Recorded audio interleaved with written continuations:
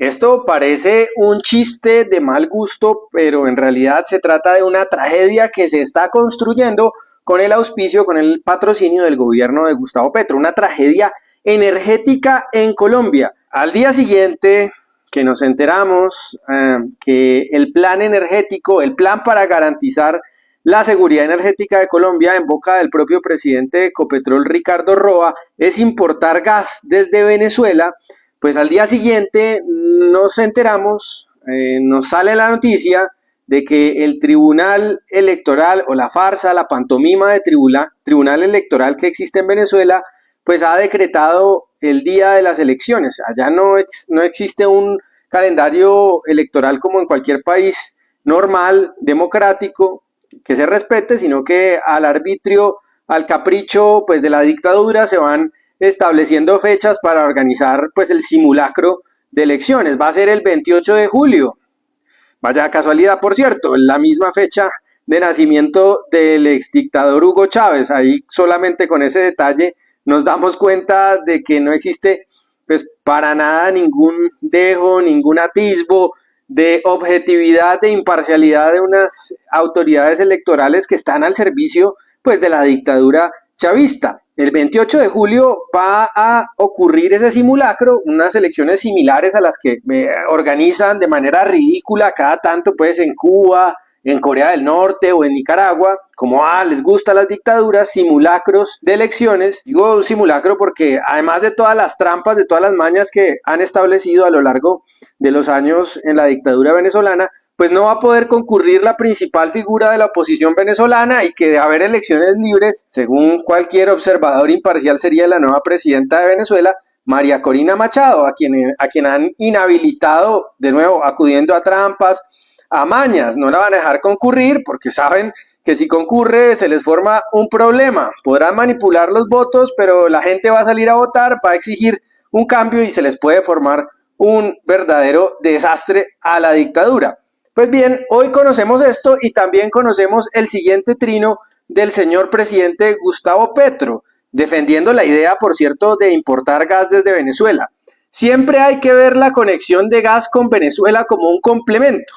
Habrá gas de Venezuela en Colombia y electricidad de Colombia en Venezuela. En el mundo se comercia antes que nada con los vecinos. Cuando Colombia complete su matriz de energía limpia, la demanda por gas disminuirá sustancialmente. Pero, a ver, analicemos esta idea del presidente Petro no a la luz de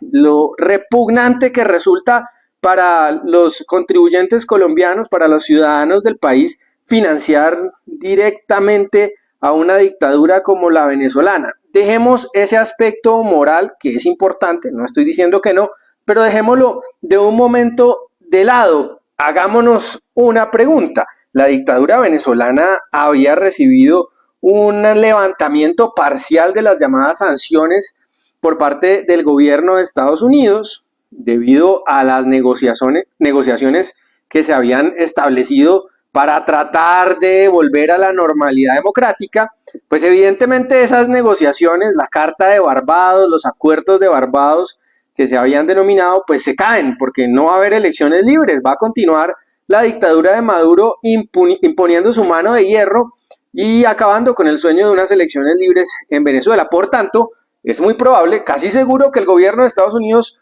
vuelva a imponer sanciones a Venezuela. Y si no es el gobierno de Joe Biden, que ha mostrado una mano excesivamente blanda hacia la dictadura, seguramente si el próximo presidente de Estados Unidos es Donald Trump, no solamente se van a restablecer esas sanciones, sino que con gran probabilidad se van a endurecer. Y ahí la pregunta es, si Ecopetrol, como dice Ricardo Roa, tiene como plan para abastecer de gas a Colombia, gas que es indispensable para no solamente para la cocina, para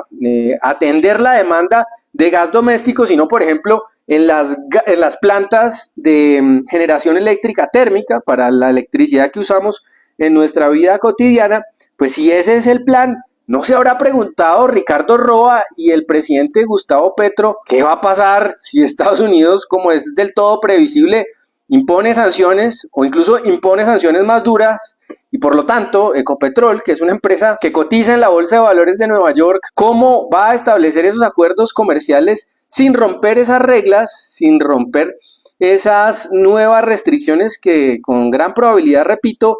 va a imponer el gobierno de Estados Unidos? Pues nos dejan en un escenario muy complicado, más allá de lo moral, más allá de lo ético, o más bien de lo antiético que es financiar una dictadura, un régimen de terror como el que hay en Venezuela. Pues el tema de la seguridad energética queda absolutamente en